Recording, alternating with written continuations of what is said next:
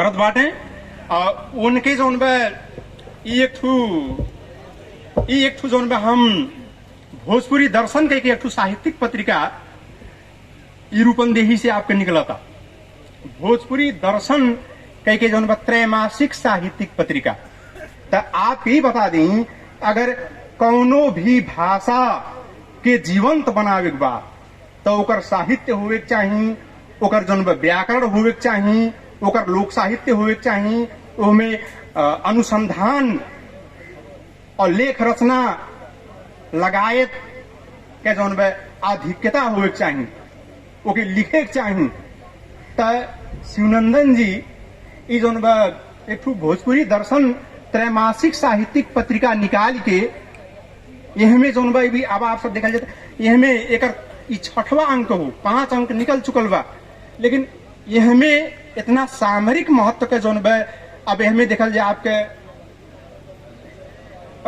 पूरब से लेके यहाँ तक के, एक बाद आपके भारत के जौन भारत में तमाम जगह ही जौन भोजपुरी भाषा बोलल जाला वहाँ के जौन बा विज्ञ लेखक लोग के भी एमे जौन बा एकदम तमाम मेयर के तमाम विधा के जौन बा कीर्ति समाहित बा। वैसे इनके जौन बा 2 किताब और बा, ई एक ठू कविता संग्रह हो, एक बाद जौन बा ई आपके भाषा और संस्कृति हो। तो ई दोनों किताब भी बहुत महत्वपूर्ण बा।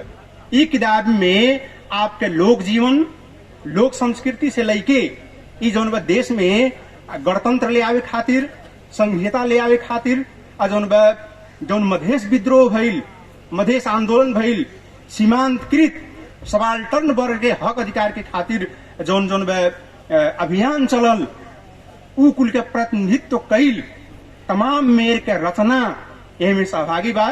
तो एक हिसाब से भी हम जौन बा शिवनंदन जी के बहुत बहुत बधाई और शुभकामना देत, और उन्हें ये भी कहा कि आप जौन बा आगे बढ़ल जाए, आप अपने भाषा करतीन अनुकरणीय बनल गई बा, आप जौन बा और लोग को भी तैयार करके अपनी भाषा के आगे बढ़ावल जाए।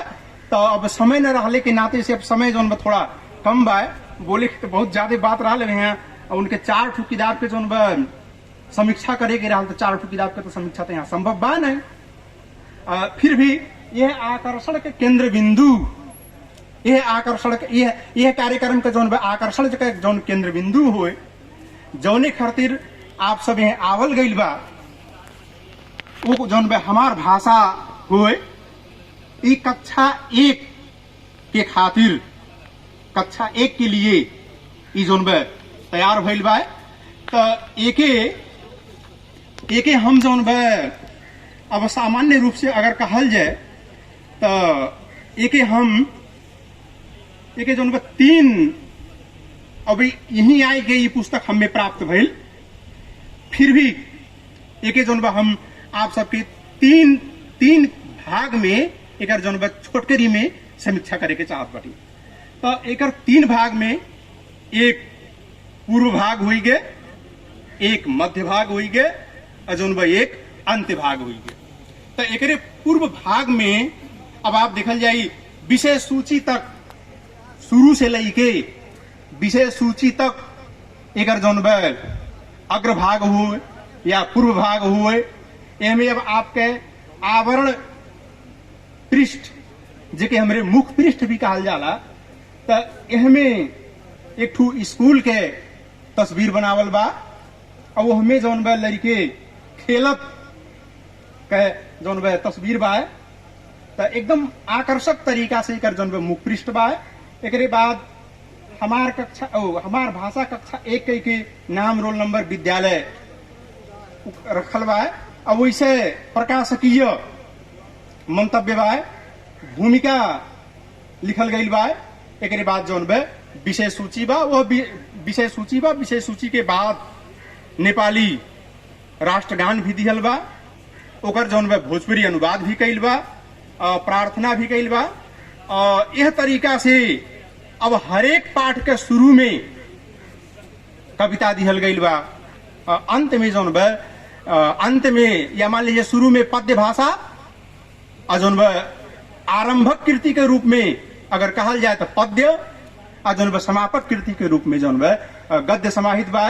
तो इनमें भी अब बोले के तो अब जो यहाँ ज्यादा रहा, लेकिन अब बोले के जो अब छोटकरी में एकदम अब आप सबके सामने हम जो एक अब हलिए और देव चित्र के हिसाब से अगर देखल जाए तो कक्षा 1 के जौन बच्चे हुए उनके स्तर अनुसार के